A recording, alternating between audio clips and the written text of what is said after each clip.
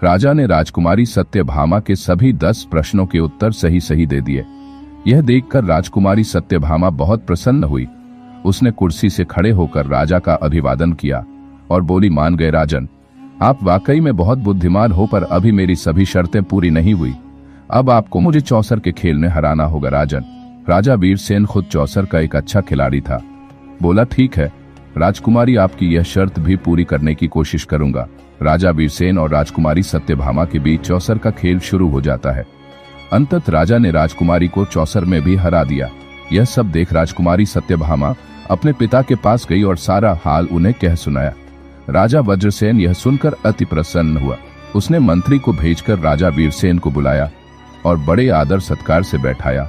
वीरसेन ने कहा, महाराज, मैंने आपकी बेटी के सभी प्रश्नों के उत्तर दे दिए और उसे चौसर में भी हरा दिया। अब आप अपनी बेटी को मेरे साथ भेज दीजिए।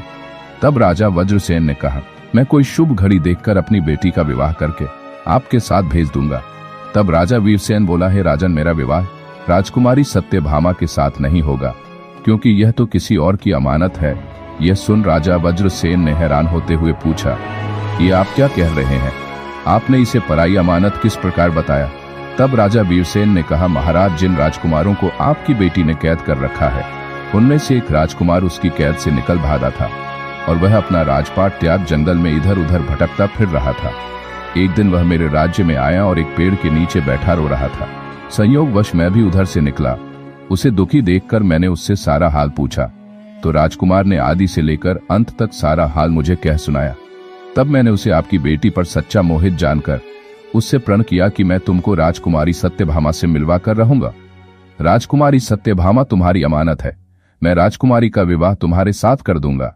यह बात सुनकर वज्रसेन कहने लगा, धन्य है आप, जो आपने एक अनजान व्यक्ति के कारण इतना कष्ट सहा।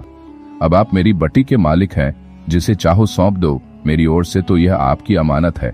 तब राजा वीरसेन ने तोते को भेज राजकुमार को मेदिनीपुर से बुलवा लिया और विधिपूर्वक राजकुमारी सत्यभामा के साथ उसका विवाह कर दिया। राजकुमार ने खुशी से राजा वीरसेन के पैर पकड़ लिए और बोला, महाराज, मैं हमेशा आपका ऋणी रहूंगा, आप धन्य हैं। राजकुमार और राजकुमारी सत्यभामा दोनों आनंद पूर्वक रहने लगे।